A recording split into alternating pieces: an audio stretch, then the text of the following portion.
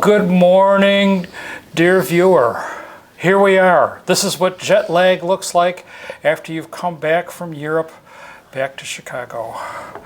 And it is coffee time at the Old Corral. We're talking to you when we are at our best at 3:30 in the morning. 3:30. Whoever gets up this early? Nobody. I just cannot do 7 time zones very quickly. Hopefully you're better at that than I am. But the good news is that we have come back from our cruise. Healthy and happy. And it was a great experience. And we are very glad that we went, and glad that we had the opportunity to sail on the Viking Venus on one of its inaugural cruises. As you could tell, there were some times there where we were feeling kind of stressed out and anxious about all the paperwork and the testing, but it all worked out just fine. Even on the way home, we still had those stresses, and we were not sure what it was going to require, and that's why we're doing these videos. Your cruise companions are in the process of putting together a fabulous multimedia event for this last episode. Well, the last episode where we are going to be live, but next week I'm going to put together a multimedia which will have slides and pictures and videos of all of the shore excursions, of the ship and everything, so you're going to want to watch that. Well, the things that we did. Oh yes, of course. The things. We apologize for not making more of these videos while we were on the ship, but we were too busy enjoying the ship and doing all the things that were available to us to do, even then having to leave many of them out, because that's a typical cruise day. They always give you a lot of alternatives. Of things to do. And we tried to do 2 shore excursions every day, one before lunch and one after lunch, and that was pretty time consuming. And we're sorry we didn't talk to you more then, but we're going to try to make up for it now. Right now, and we have our notes right here so that we will not forget to tell you anything about this cruise. But because we have jet lag. I made these notes on the plane on the way home, so they make no sense at all. But just to let you know, we're Ken and Martha, and we're your cruise companions. We have been cruising since 1973. We have over 100 cruises under our belt, and we do 2 or 3 cruises a year. We've done big ships, small ships, and everything in between. Love them all. We've done all 4 of the Oasis class ships, which are the big ships owned by Royal Caribbean, and we've gone down to ships that are in the 6 to 10 passenger range. Which you could hardly call a cruise, but we do. Well, did somebody make your bed? And it wasn't me. Did somebody provide you with food? with food and other amenities that ships have? Yes. We have sailed on 100 passenger ships. We have sailed on 2,000 passenger ships. And now, for the first time, we're sailing on Viking, which is a 930 passenger ship. We don't work for anybody. We don't make any money off these videos. And it does bother me that there are ads that play before our videos, I noticed recently, and that means that somebody else is making money. But rest assured, we are not earning any money off this, and our opinions are our opinions, so take them for what they're worth. We have some good things and bad things to say, and we will be as straight with you as we possibly can. We've really learned a lot about the Viking ships before we left by watching YouTube videos, and that made us realize that there is a lot to know and learn. Even those of us who have cruised many times, it's been a long time since we've cruised, and there were a few times during the cruise where we said to each other, we kind of forgot how to do this. So hopefully we will share information with you that you will find useful when you get ready to take your Viking cruise to Malta. And the thing that I think appealed to us on this particular cruise was the fact that it was at a substantial discount, almost 2 for 1. And so we got the silver drinks package for free, so we were able to check out all the amenities on the ship at a major discount. And that was what was appealing. And we were one of the 180 some odd passengers that were on this 930 passenger ship. So that means that we did not get the full experience. Well, I don't know. We got more than the... We got a different experience. We got the experience and a half. So I would have a hard time explaining what the 930 passengers would do to our cruise. But with that said, we did have a good time, a very good time on this cruise with a passenger to crew ratio of 2 to 1. Oh, by the way, it's raining out, so if you hear thunder or something. One of the things that has kept us from Viking before, I think, is the price. And to think about it in a rational way rather than in an emotional way, which I usually do when I first think of an itinerary, Viking's approach is to be very all-inclusive. When you got off the ship every day, someone handed you a bottle of cold water. Could I have brought my own cold water from the cabin? Sure, but it was a convenient thing to have. As we mentioned before, and you probably already know this, every day you get a free shore excursion or an included shore excursion that you've already paid for, or on other cruise lines, typically we've paid for the shore excursions separately.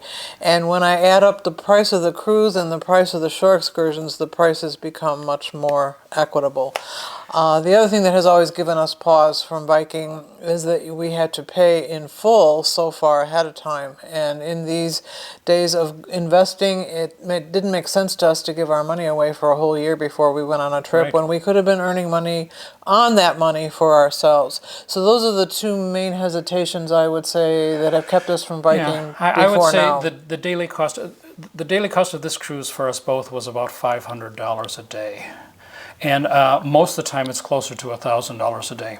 And we can cruise on another line for $400 a day per couple. Getting the balcony and the standard cruise stuff that you'd ordinarily, that we demand, I guess. And what do you get for that? Well, the free shore excursion, which is okay as long as you haven't been to the city that the cruise is going to, because there is only one free, and if you've already done that, you've done it. And in many ports, we've already done it. And on this cruise, there were no alternatives, because you couldn't just get off and walk around and go to a restaurant or a bar or something on your own because of the COVID limitations. And with the silver drinks package, we got free liquor and free sodas and all the drinks that we wanted. But that's something we don't usually get because we don't use it.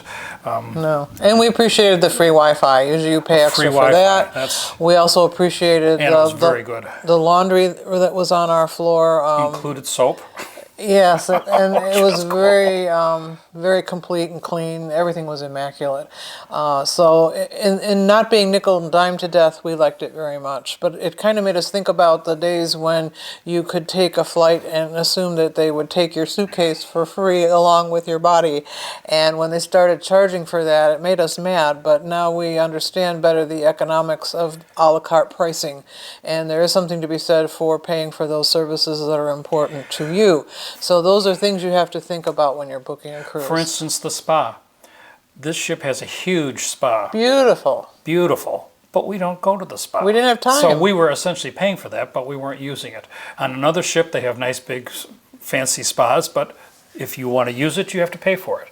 So that's something that we don't appreciate either. As far as the ship goes, there are a lot of very solitary spaces. There's a lot of just casual seating. And because there are nobody under 18, they don't have to have kids facilities. The pools are subdued, to say the least. The infinity pool is cool. We didn't like the fact that it was saltwater, but that's pretty normal on a cruise ship. Anyway, it didn't have many expanded areas to me, and only one entertainment.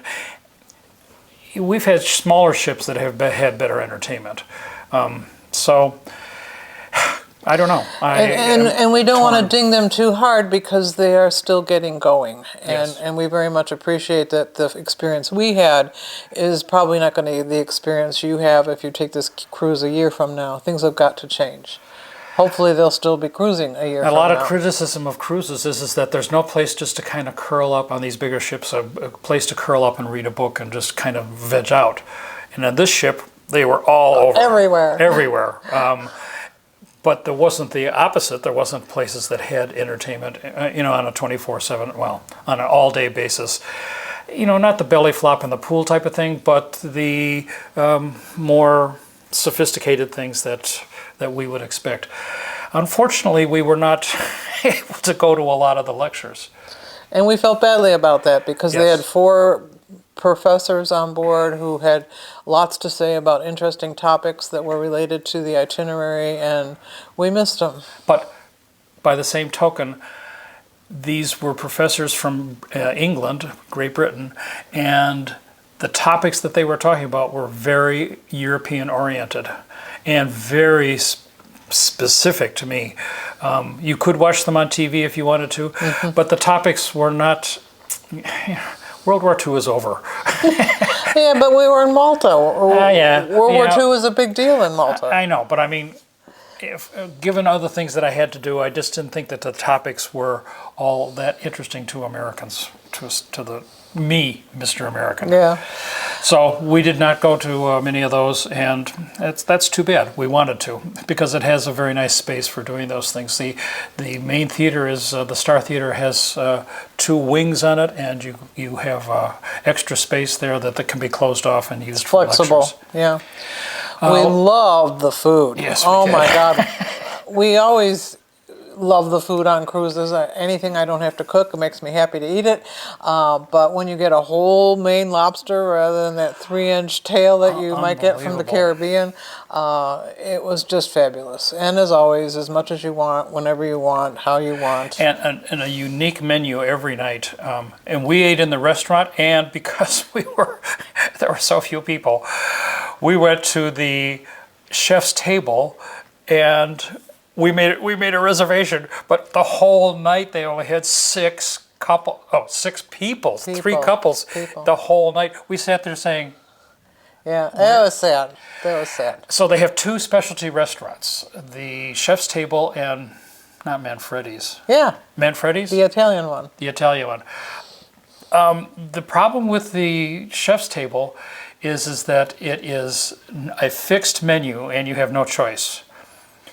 Manfredi's has a regular Italian menu that you can choose from, so I think more people go there, and they change the menu in the chef's table 4 or 5 times during the cruise. They do it for 3 days and then they change it up. So you have to look, but we could go to either of those 2 restaurants and just walk in and no problem. And of course the restaurant itself, which we found to be really nice and had a great menu with and a variety, a menu that changed every day, so that we could sit by the window. And finally we found a corner that had 2 sets of windows, we could both see out of it, and that was especially nice. And with the sea views and stuff, boy, that's another thing about this ship. It has great views. You know, the dining room has a ton of windows. The Explorer's Lounge has great windows. You know, for viewing itineraries, if you're going to Alaska or to any other place that's very scenic, the fjords, like Greek the Island, Adriatic, Greek Islands, Greek Islands. This itinerary is fabulous, didn't you think? Yes. I also wanted to say about the restaurants, it felt to me like we would order what we wanted to eat and the pace of the serving was a bit slow.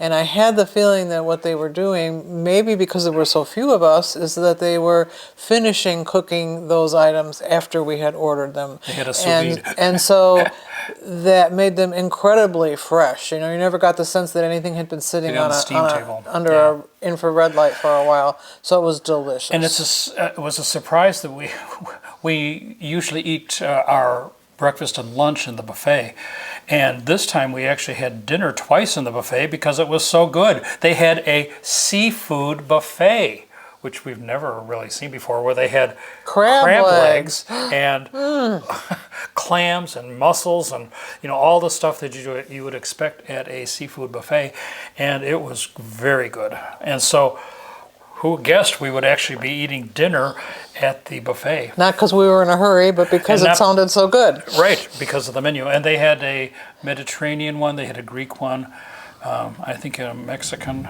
Anyway, they had a little bit of thunder there. Thunder. So those were very positive things about the ship. And I started to talk about the itinerary. Oh, I thought you were going to talk about what was next down here. Well, I just wanted to...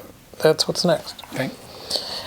Of course, we should touch on the effect that the COVID restrictions had on us, which again could change by the time that you get to take this cruise. It was fairly annoying to have to wear a mask all the time, except while you were eating. And I think when we were outside, they were not so. We cheated. The crew did not. And the bottom That we line saw. here is that everybody did the cruise and was healthy. There were no incidents. Spitting in the test tube every morning was slightly annoying. You had to wash your hands when you went to the cafe, And have your into the temperature buffet. Right now, there are just 2 hand washing stations, which Yeah. work very well because there were hardly any of us on board. But I have to wonder, once the numbers start coming up, whether that will be a major logjam and they'll have to add some stations or do something about that. And then these real cool iPads that you put your face into and it took your temperature. You had to do that once a day. And wearing those contact tracing devices, which were, you could put them in a pocket. Yeah. So those But they had a things, nice red band. yeah, those things were slightly annoying, but easily dealt with, I would say. But more important to me was the restrictions that we had once we did the shore excursions and got off the ship, because it was very frustrating to walk past shops that you might want to patronize, restaurants and bars where you might want to sit down and soak up the local atmosphere, and all of that was strictly forbidden to us. And it was clear that the guides were programmed, keep these people busy. Talk to them nonstop. It was like they put a quarter in the jukebox and they just talked and talked and talked They and were talked. able to do it. So that was kind of a limiting experience, I guess I would say. As I think we mentioned before, they had these Vox boxes in our cabins where you put on a headphone and the guide could speak into a microphone, and so that part of the shore excursion went very well. But we had some shore excursions that the ship sponsored that I would call drive-by excursions, where you just sat in a bus. In Malta, we sat in a bus for 3 hours and just drove by things, and we didn't find that very fun. So hopefully our complaints will have registered with the Viking people, and they will modify those shore excursions a bit. It's that balance complain. between keeping people safe and keeping people happy. Yeah, I think we found the bubble to be fairly annoying. And not to be able to get off the ship, just to wander around. And even now we're home, during the cruise, we did not have an opportunity to buy anything except at the stores. I think we've mentioned this, stores on the ship. I think we've mentioned this before, but that continued throughout the entire set of excursions that we did. So if you're planning on shopping, Forget it. Yeah, Or and- come early or stay late. Then Yes. you can go into Valletta and do that on your own. which is what we did. We went in July and the climate was quite hot, and there was one of the last days I got so tired of the masks around my ears, I took the straps off and I was so sweaty the mask just stuck to my face. So that was unpleasant. If the climate had been cooler, they would have been easier to bear, I think. And with that said, we did have 2 days of rain. It was a hot, steamy rain in Croatia. And it wasn't, the tours went regardless. The ship has hundreds of umbrellas on board. Red umbrellas. So we could, everybody had an umbrella. You wouldn't want to wear a jacket because it was just too hot. So we did the excursions, the walking excursions, even in the rain, which I guess was okay. normal. Yeah, It was that wasn't okay. that bad. But if you're coming in the summer, and I don't know how long this lasts, but No. they have a fairly mild climate overall. Mediterranean climate. Excuse me. We wore nothing but shorts, except at dinner. Otherwise, it was shorts full time, and I didn't bring enough shorts because I didn't plan on that. Fortunately, the laundromat worked well, Yes. and we could wash our clothes on a regular basis because there was nobody there. They have four big machines in each of the laundries on each deck, and as I said, the soap is included, so it was no problem just to go push the button and get it going again. While we were in Croatia, the guides made frequent references to this is a spot where the Game of Thrones was Oh, filmed yeah. for this scene and that scene. Yes. That's a big deal there right now, and apparently they have Game of Thrones tours. And we who have never seen one episode of the Game of Thrones. But It was very obvious that Croatia was a major place where the Game of Thrones. In Dubrovnik, they showed us a scene from the movie where there was this huge steps, and we stood on those steps, and there was this huge crowd behind them where they were making announcements or something, and so it was great to be there. And if you're into the great Game of Thrones, these are the tours for you because they take you to spots that I'm sure you'll recognize. You can certainly see why the filmmakers selected those places. Croatia is incredibly scenic. I was also really glad we were in Dubrovnik before things really heat up again, because even during this time, Dubrovnik was kind of crowded. It was mostly local people. By local, I mean people from Bosnia and Slovenia and Slovakia and Hungary, Central Europe, who could get in a car and drive there. And it's just too many people. Yeah. You really can't appreciate the architecture and the look of the place when there's so many people around. I think we said this before, hardly any of them wore masks. We always did. We got an occasional look, but it was not a major point of contention one way or the other. I think the port that I was looking forward to most was Dubrovnik, because we'd been there before and I remember how scenic it is. But in retrospect now, I think Kotor was my our favorite. Yeah. Kotor is worth getting up and watching the sail in. And then watch the sail out too. Yes, as well as Sibyl, what's the name of it? Sibenik is also an interesting sail in and sail out, because he has to go through a 300-meter wide. Oh, just a throat. and so it's a fun itinerary overall. Very scenic. Took tons of pictures, and that's one of the nice things about having these headsets on is that you can hear the guide and feel free to kind of wander off and find little places where, I mean, you can go 50 or 100 yards from the guide and still hear fine. And if they're walking ahead, you say, oh, it's getting louder, so I can just follow the sound of my ear to tell to not lose the guide. And they didn't seem to bother about me wandering a little bit off. No. I didn't stop at any stores. But that was allowed. My goal was to shoot the pictures that you're seeing here, and you're going to see lots more of them in the last episode. Gozo, as you know, is your last stop. It's the second largest island in Malta, and it's an island with no dock the size that we would need.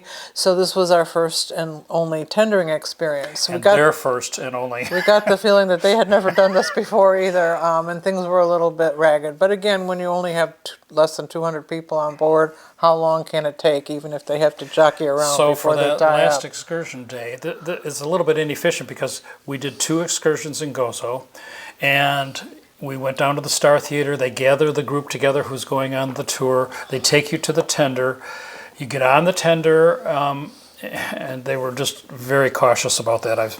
And overall, there were no waves or no motion on the sea at all. But you know, there's going to be a little bit of motion, and they were just very cautious about letting passengers onto the to the tender because they were worried about people falling. Anyway, so you get on the tender, you ride 15 to 20 minutes into shore, meet your guide, get on the bus, do the tour, come back all together. Everybody gets on the tender.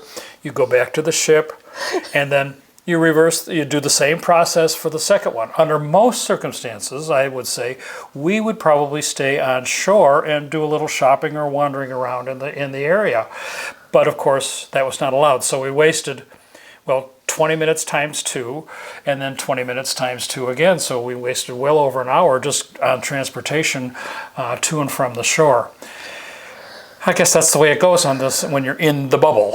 And of course, they didn't give any full-day shore excursions because they didn't want to deal with the issue of feeding you and making sure that the restaurant was clean and there were no other people there. And it was just easier to control to split the day into 2 pieces. So that's the story there. And I want to say that overall, the shore excursions were very well organized. Yes. In the old days, they gave you a ticket and you handed the ticket to the guide.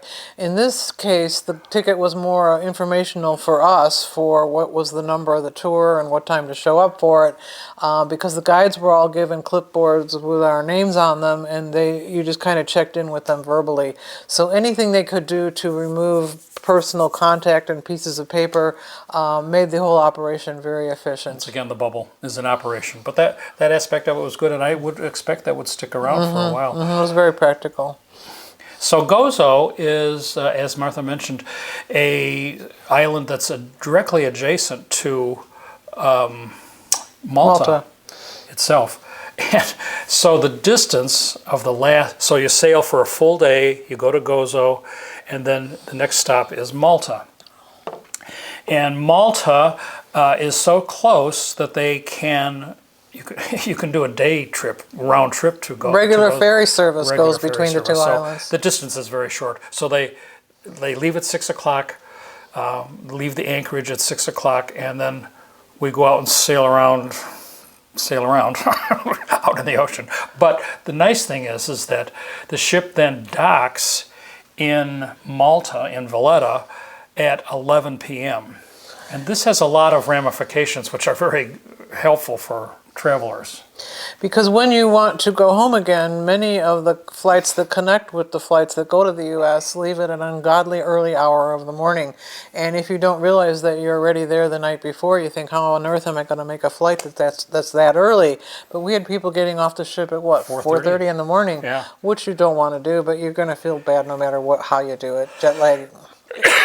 Jet lag is cruel, but this gave you a lot of flexibility in terms of scheduling your flights. But I have to say, the group we traveled with, it seemed like almost everybody just took the package from Viking. Yes, but the package included these early flights. Right.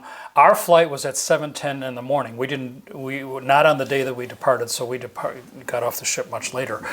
But most of the time, when you cruise, they say, no flights before noon-ish or so, because it's going to be hard to get to the airport 2 hours in advance, and the schedules. And so this one, though, they had the ship was virtually empty by 8 o'clock. We were the first people to get on and almost the last people to get off. And there is no terminal in Malta. Cruise terminal. Cruise terminal. I mean, it's a dock, but there's no terminal. And so our luggage was just sitting down on the pier. And we could look down and see it. We could look down and see it. So it had, you have to put it out the night before and blah, blah, blah, blah, blah, all that, those details which we're all familiar with. And we just kind of sat around because we were going to a hotel. Who didn't want us at 8 o'clock in the morning? No, of course, no hotel does. So they would let you stay until 9. But that was it, and so we got off after 8:30. We got a limo to take us to the hotel, which was only 10 minutes away, which was good. And they took our bags, and we were able to spend the morning doing shopping and stuff. Ordinary things that most tours would let you do. Mixing with the locals. With the locals, we should also who had no masks. Well, Malta had more masks than any place else. Than anywhere in Croatia. Yeah. We should also add that part of the disembarkation was receiving an envelope with your latest COVID antigen test results, which at the moment is what is required to come back into the United States. And those test results must be taken within a 3-day window before you actually come into the country. And that's very helpful for everybody except rogues like us who decided to stay an extra day, and the testing didn't do us any good. And we had to secure additional antigen testing on our own. Which we did in Malta to the tune of 80 euros. For both of us. For both of us, yes. But it was entirely possible, and we did get it done. And it only took a few minutes once we made the arrangements. But you got to do it because that's the requirements for this testing, for this time in the travel year. The actual verification of our testing did not take place in Malta. It took place in Vienna, which was the city that we connected through. And we were on a large plane that was quite full, and these two poor people from Austrian Airlines had to go through all these forms. And you can imagine it wasn't just us coming from Malta, it was people gathering from all sorts of connecting flights all over the world. And everybody had their own testing results in their own language, in their own format, and there were these two people trying to make sense out of whether you were fitting within the test window and had taken the right test, and it was slow going. I felt badly for them. Overall, I think the paperwork that we felt we had to have was required by governments and implemented by airline personnel and they didn't really care much about. I mean, we took the piece of paper that had the Malta Health Board or something on it, and we showed it to him, and the guy, oh, okay. No one cared. And so, we could have typed up a piece of paper and put a little logo on it from Chicago, and they would say, okay, as long as it had the right date on it, that's all they really looked at. And that was true across the board. They gave us 2 forms when we checked in at the airport in Malta. One of them was to get admitted into Austria, which we never did because we were just transiting and nobody asked for that form.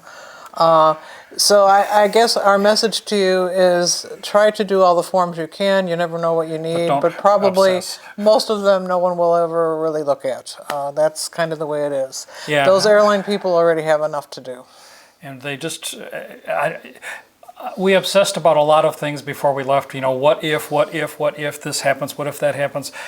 And basically, nothing happened. Travel was pretty normal. Yeah. I mean, on the airplanes, they come around all the time and tell you to pull up your mask. Yeah. You have to have a mask on Yeah. and that's an annoyance for when you're on a long 10-hour flight home. Yeah. And of course, in the airports, that was, and they enforce that. They come around and make sure that you, and if you have it down, they pull it up over your nose, pull your mask up. I mean, we don't care if your glasses are fogged up and you can't see. Put that mask up. But that's the way it is. Yeah, and we flew, for the first time, we flew on premium economy. Which was worth the extra money. It gave us a little leg It's about room. 30% more. Better food? I don't know what the other people ate. You got to eat on China. Oh, yeah, and linen. And you got wine. Oh, yes.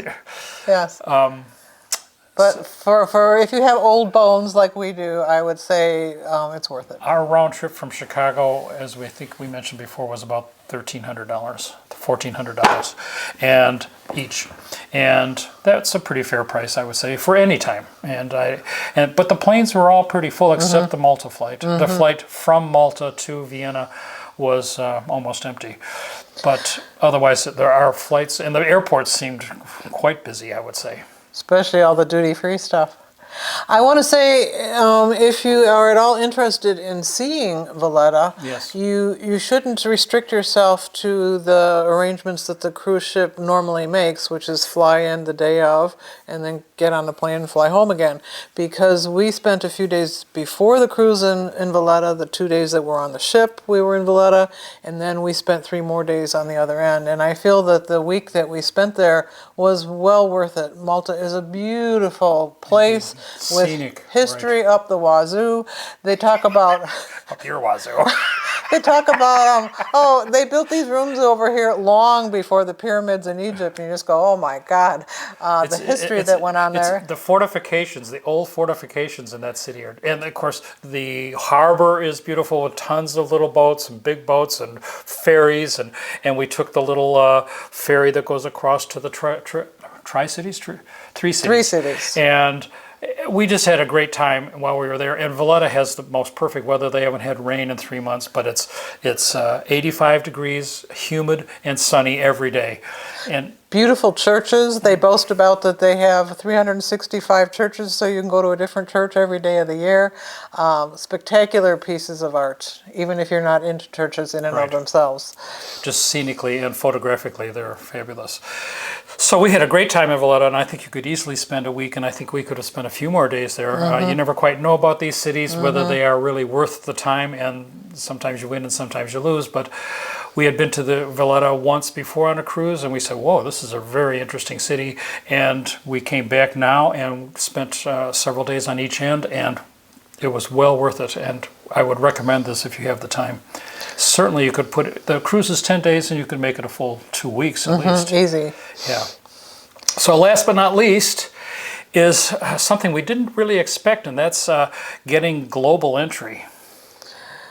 We normally fly in and out of O'Hare, one of the United States' busiest airports, and we like to do everything we can to make that experience as efficient as possible. And having global entry meant that we just flew through that airport, where most everybody else on our plane had to get in line and do whatever it was they had to do. We didn't get to passport control. I mean, at the time that we landed in early afternoon, Chicago time, there were, I would say, 3 or 4 large airplanes unloading. Not just us. At the international terminal, not just us. And we, in O'Hare, you walk and you walk and you walk several blocks from the plane to the passport control. And as we walked into passport control, I mean, it was like a zoo. There were, I mean, the lines, you know, zigzag, zigzag, zigzag. A bad day at Disney. But we had the fast pass. That's the really cool part about it.